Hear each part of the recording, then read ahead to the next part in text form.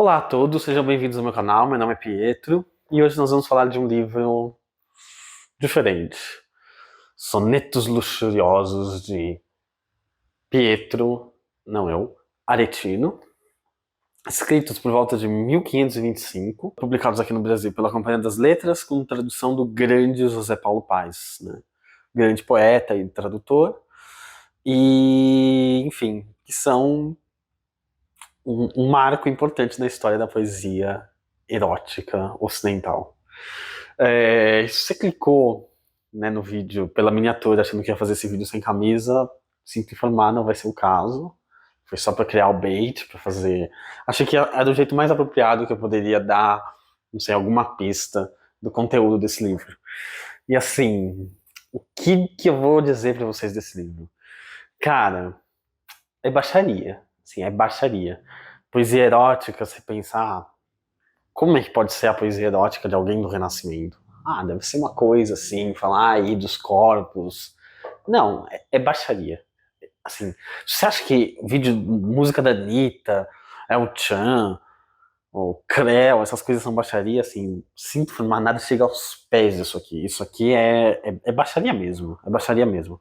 E que tem uma história, assim, fascinante esse livro. Ele é, enfim, é uma coisa muito importante.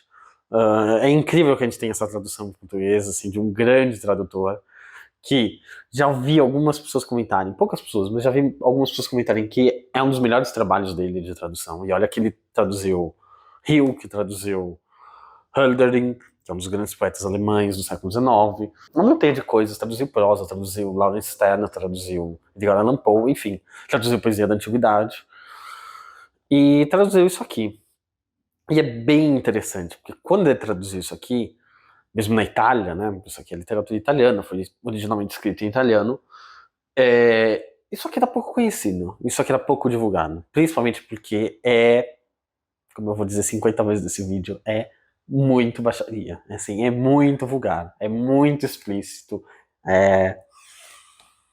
enfim, se você é uma pessoa assim que acha que de modo algum algo que tem assim, uma carga erótica possa ser literatura, assim, passe muito longe disso aqui, porque não é que isso aqui tem alguma carga erótica, seja um pouquinho luxurioso, não.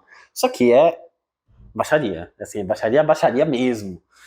Mas, e conforme o José Paulo Paes defende na introdução, que é magnífica, tem uma qualidade literária muito grande. E tem algo além e junto e por causa da baixaria que tem um valor literário bem interessante.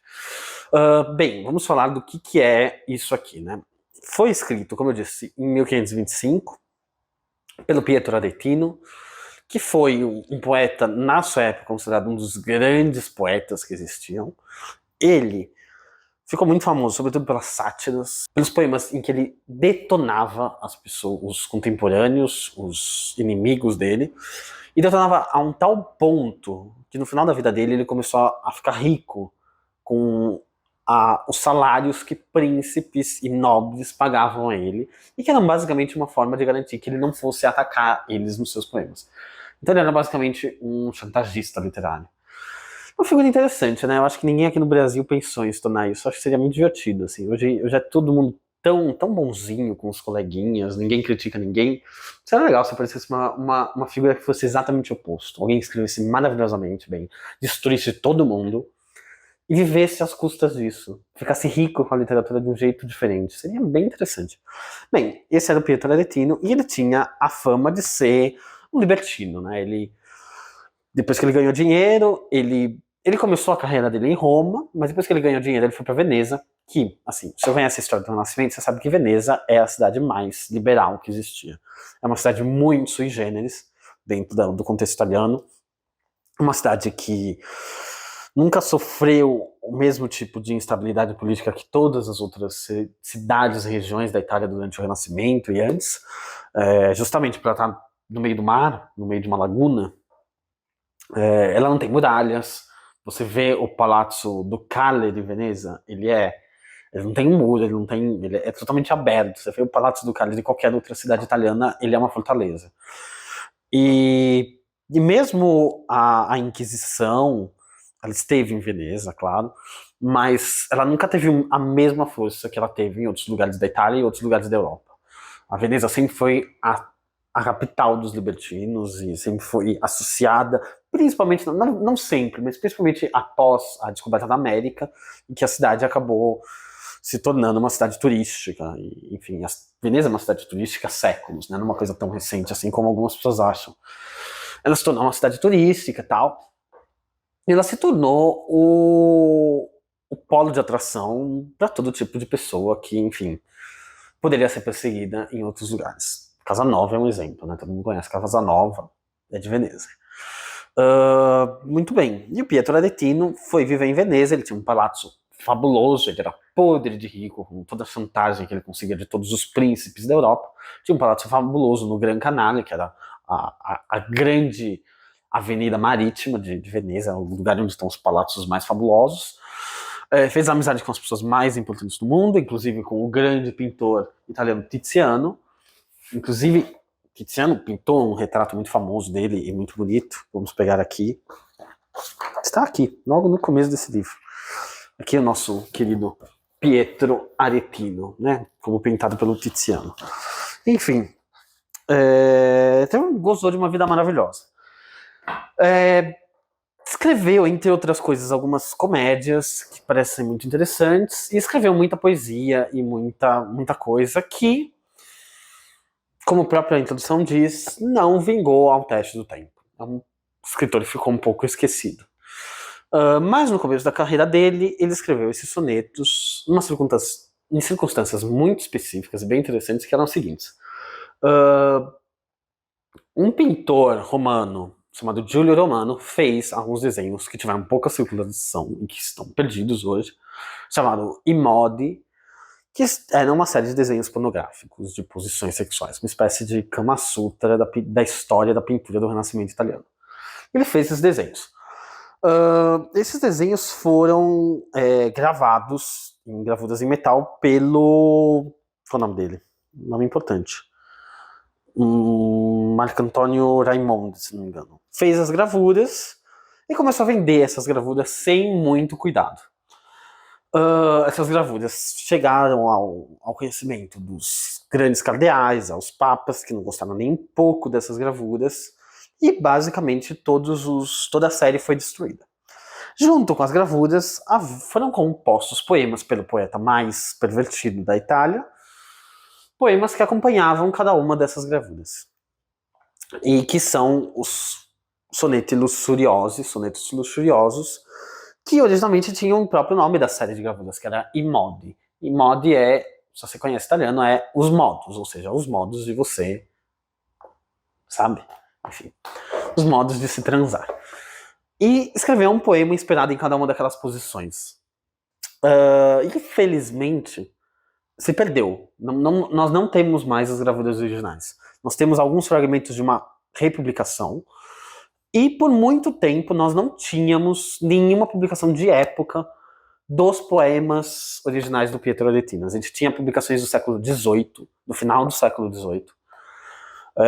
O século XVII, se você conhece, é um século muito mais casto que o século XVI e o século XVIII. Então, durante o século XVII, sumiram um pouco essas gravuras, esses poemas, mas no século XVIII eles reapareceram. E eles reapareceram, a gente sabe originalmente que eram 18 poemas. Mas quando eles reaparecem lá pelo século XVIII, eles não aparecem como 18, eles aparecem como 26 poemas. Ou seja, apareceram outros poemas aí no meio dessa história. É uma história bem fascinante, como eu disse, e bem complexa. Por muito tempo, e por boa parte do século XIX, que também é um século mais casto, é engraçado, né, que alternam os séculos castos, né? Você tem o século XVI não é um século muito casto. Isso aqui foi escrito. Século XVIII não é um século casto. XIX é casto. Século XX não é um século casto. Século XXI, que tudo indica, vai ser um século bem casto. É interessante isso. Literariamente, né? É interessante isso. Estou com essa impressão que o século XXI vai ser um século mais casto. Enfim. E no século XX, um grande poeta francês do começo do século XX, que é o Guillaume Apollinaire, não sei se estou pronunciando certo, talvez não, ele publicou esses poemas numa versão francesa, e desde então eles se tornaram mais conhecidos.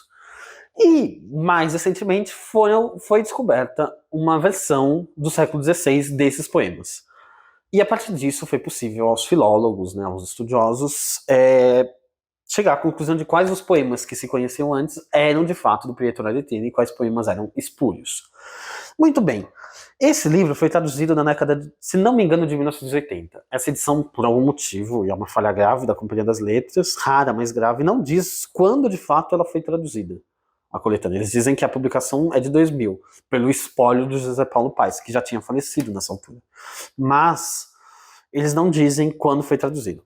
E quando foi traduzido, o José Paulo Paes não teve acesso à publicação mais antiga desses poemas, que era do século XVI, ele só teve acesso ao texto do século XVIII. Ou seja, o que ele está traduzindo aqui não são aqueles poemas que hoje a gente sabe que são e que compunham a coletânea original em Mode. Ele tá traduzindo a versão que foi transmitida no século XVIII. E eu peguei uma publicação italiana que é baseada na versão mais antiga, que é mais correta, etc. Ele omite, essa versão não tem um dos poemas originais, e tem, eu acho que, enfim, tem um número aí de poemas que foram escritos em algum momento, e os poemas originais que estão aqui têm várias discrepâncias em relação à versão original. Eles têm... Enfim, você tem algum esforço de alguém durante esse período que vai do século XVI ao século XVIII de não passar pano e não deixar a coisa menos erótica, mas de lidar com algumas referências que os poemas originais faziam a personagens específicas daquele período. Em algumas mudanças que provavelmente são corrupção na transmissão do texto e que são comuns. Ainda mais um texto que sempre foi tão obscuro. E é bem interessante porque na introdução do José Paulo Paes, ele faz uma descrição de como foi difícil para ele conseguir traduzir isso. Ele teve que pedir pro Jorge Amado, pedir para a tradutora italiana dele uma xerox de alguma edição daquilo. Ele tinha a versão francesa, enfim. O cara sofreu para conseguir traduzir isso aqui, né? Bem, a tradução, já vou adiantar, é fabulosa. Eu comparei o texto que está nessa versão bilíngue, que é, no caso, o texto transmitido no século XVIII, comparei com a versão traduzida e comparei com a versão que eu achei na internet online. Que eu vou colocar a descrição aqui, tem um PDF gratuito de uma editora chamada Lulu. Eu não sei se é muito bom, mas tem um PDF gratuito de uma versão, toda versão crítica dos textos desses poemas e tal, e comparei tudo. E cheguei à conclusão que mesmo quando o texto italiano do século XVIII está meio esquisito e se perde, o José Paulo Paes, de algum jeito quase miraculoso, consegue fazer algum sentido do texto que chega muito próximo ao sentido do texto original.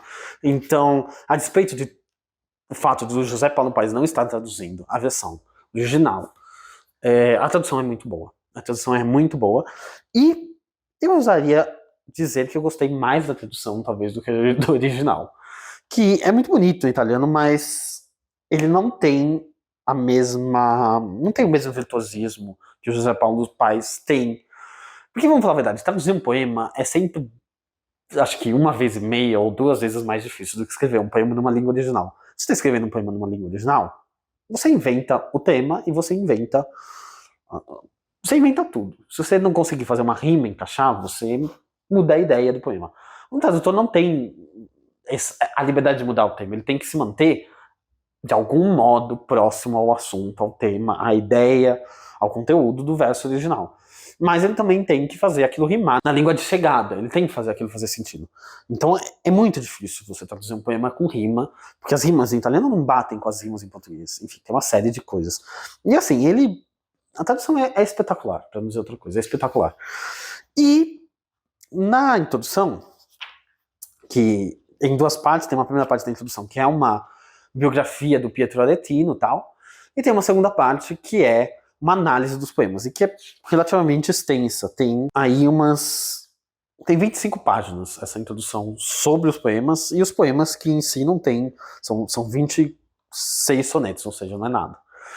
Mas nessa introdução de 25 páginas, ele faz uma defesa muito convincente de que esses poemas, além de serem a baixaria que eles são, têm um valor literário muito grande. E assim, eu tô falando, baixaria, mas assim, é baixaria mesmo. São poemas sobre relações sexuais, e assim, muito explícitos. Ele fala o nome dos órgãos sexuais, das práticas sexuais, que nem sempre são muito convencionais. E ele tem uma obsessão, assim, com, é, com a penetração não habitual num relacionamento heterossexual.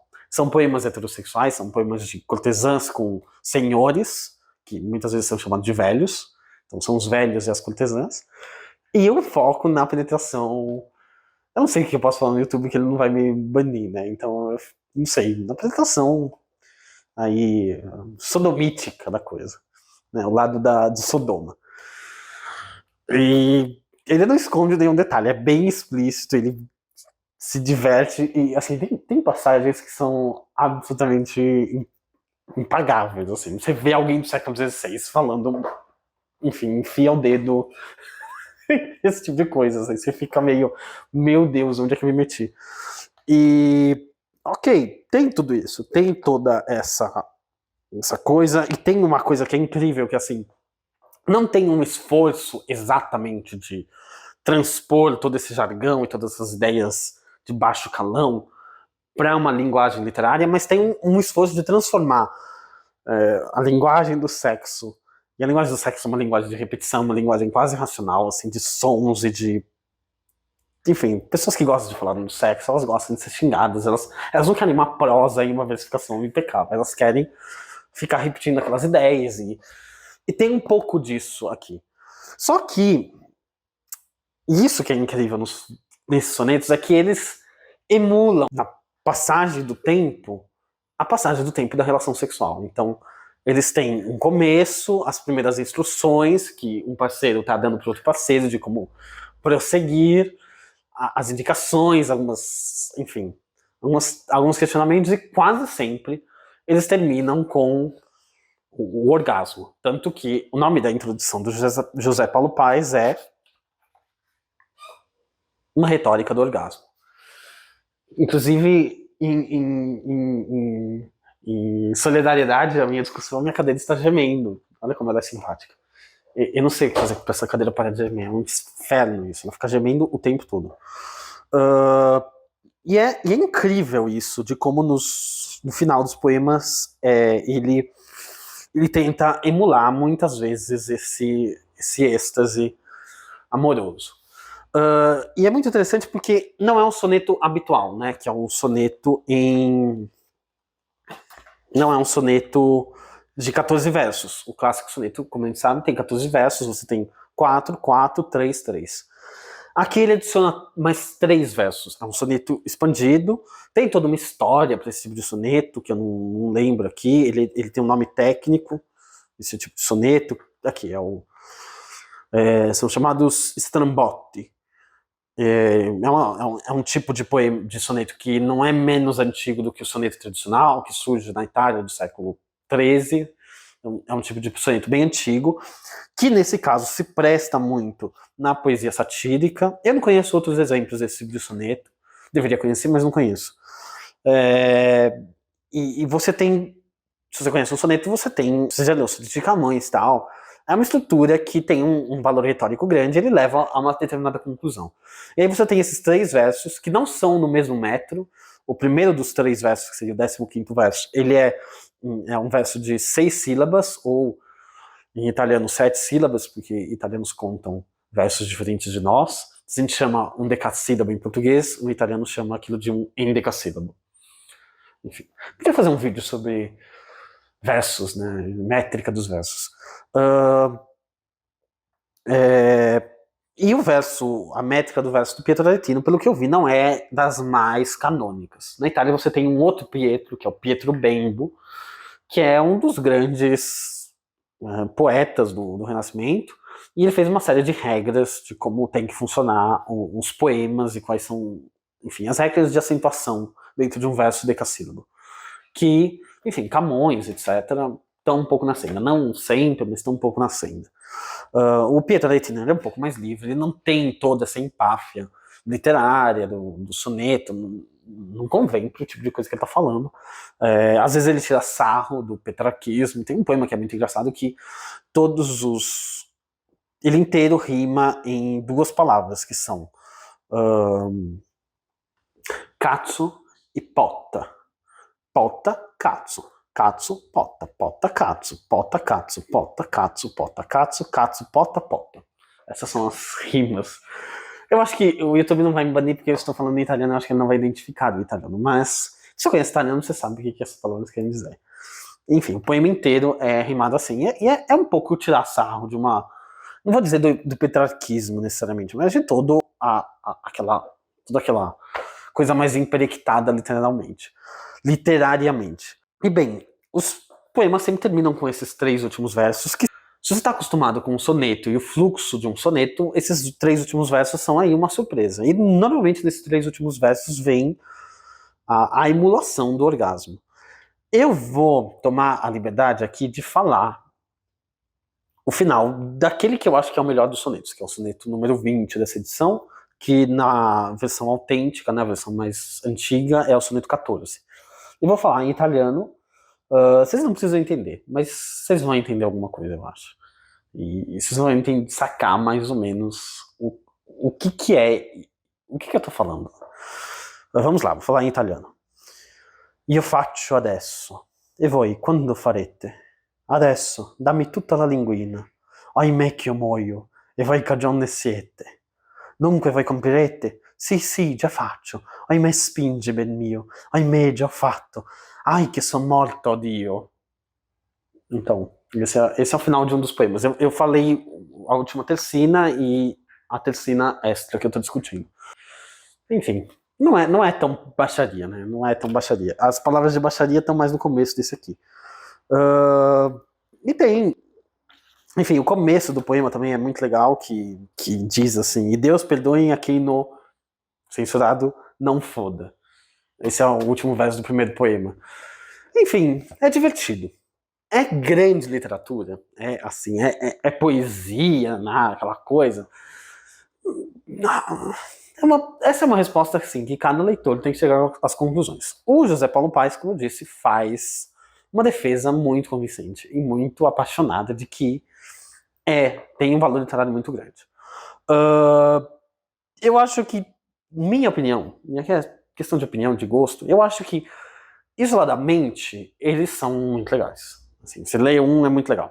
Quando você lê todos de uma vez, você acaba percebendo um pouco o artifício da coisa, e acaba ficando um pouco repetitivo, e acaba ficando fica um pouco mais árido, tá? E tem momentos que são mais felizes, tem momentos menos felizes. Mas vale muito a pena conhecer. E vale muito a pena, enfim, conhecer porque é legal um pouco demolir essa imagem que a gente tem do passado, e da literatura do passado, literatura canônica, como essa coisa extremamente séria, extremamente sem graça. Não é, sabe? Não tem... Sempre existiu baixaria no mundo. Sempre existiu. As pessoas sempre fizeram coisas pervertidas e as pessoas sempre quiseram fazer arte com isso, sempre tentaram, com mais ou menos sucesso, fazer arte. É um livro legal, assim, pra você ampliar e você não precisa amar, você não precisa achar que são os melhores sonetos já escritos. Não são os melhores sonetos já escritos, com certeza, mas é legal variar as leituras, é legal ter uma noção um pouco mais real do que foi o passado e de como, enfim, a humanidade sempre foi a mesma coisa, na essência, né? As pessoas sempre gostaram dessas coisas, entendeu? E as pessoas sempre tiveram uma reação de achar que o passado era uma época dourada, onde essas coisas não aconteciam. E não é verdade. É legal você ter conhecimento do que realmente é o passado, em todas as suas facetas. Tem essa faceta, tem o século XVI, tem Ariosto, que é um grande poeta, tem Shakespeare, que é sublime, mas também é muito vulgar quando ele quer. Enfim. Eu tenho a impressão, assim, como eu disse no momento do vídeo, que as coisas estão se direcionando para um moralismo muito grande. Seja na extrema-direita, por motivos óbvios, eu não preciso falar porque a extrema-direita é extremamente moralista em questões de sexo, né, todo mundo sabe disso, mas seja alguns, né, não vou dizer sempre, mas alguns núcleos da esquerda têm se mostrado um pouco moralistas de outro modo, não necessariamente um moralismo sexual, mas tem se mostrado também, enfim, uma série de ideias morais que eu acho que, ok, podem ter um sentido enquanto reflexão, enquanto proposta para a humanidade, mas que às vezes fazem injustiças quando são aplicadas a outras épocas da humanidade, a outros pensamentos, a outros ideais. No fim das contas, por mais que isso daqui seja sexualmente livre e é extremamente machista. São poemas. A cortesã é uma figura. Né, ela é uma prostituta, ela é paga para isso. Você tem, ela não tem nada não são pessoas que se amam e corpos livres e descolonizadas que estão se divertindo. Não é isso. É também algo que só faz sentido dentro de uma sociedade muito específica e muito desigual e muito problemática. Mas, onde é que eu ia chegar? Existe, né? O passado deixou para nós e eu acho que a gente tem que conhecer. Sei que não são poemas que dá vontade de usar a palavra respeitar, mas tentar compreender e tentar, enfim, ver se tem algum valor fazer essa pergunta. Muito bem, essa é a resenha, a primeira resenha de poemas aqui. Quis escolher alguma coisa para começar a falar de poemas que são mais difíceis de discutir, quis começar com uma coisa mais tranquila, uma coisa mais de boa, uma coisa que pode interessar bastante gente. Pode ser que não interesse, pode ser que eu perca, sei lá, quantos seguidores porque tá falando desse tipo de coisa, pode ser, mas existe e é importante. Então eu quis começar com isso, mas a partir de agora, como eu já disse no canal, vai ter mais poesia e vai ter mais coisa antiga, né, que eu gosto muito. Eu fico louco de ler coisas de um mundo que é muito distante. Tenho dificuldade com ler literatura contemporânea. Tem coisas maravilhosas, claro, mas e não é dificuldade porque eu vejo algum problema, é simplesmente porque a fila de coisas que eu quero ler do passado, que são de um mundo muito diferente e que, enfim, desperta muito mais a minha imaginação, ela é sempre muito maior do que a fila de coisas que eu quero ler que foram escritas agora. Então, enfim. Mas é isso. Não sei, comentem se vocês já ouviram falar disso aqui, se vocês ficaram com vontade de ler. Tem o link da versão mais atualizada que a companhia fez. Essa versão, eu achei ela super bonita, tem uma capa do Rodin, que fazia esses desenhos maravilhosos, né? E tem os desenhos do Rodin meio safadinhos, né? Será que tem nesse livro? Então achei uma escolha ótima. A capa da versão atual não é nada bonita, eu achei bem feinha. Comprei esse livro aqui do... não tô achando os poemas, os desenhos pervertidos do Rodin. Comprei esse livro num sebo aqui de São Paulo, que é o IP Livros Usados, que é muito bom, recomendo muito. Se você gosta de poesia, gosta de teatro, gosta de arte, é um sebo bem pequeno, mas assim, com uma curadoria muito boa e com preços justos. O que é raro, às vezes, nesses sebos com temáticas mais específicas. Um sebo muito bom, recomendo muito. Vou colocar acho que o Instagram deles. E é isso. Se forem comprar, comprem pelo meu link, eu ganhei uma comissão. Tem a minha lista de desejos da Amazon, tem o Catarse, que, enfim, existe, mas não deve existir por muito mais tempo. E é isso, comentem, compartilhem, não sei, me xinguem se vocês acharem que eu tô atentando à moral e aos bons costumes com esse vídeo. É isso.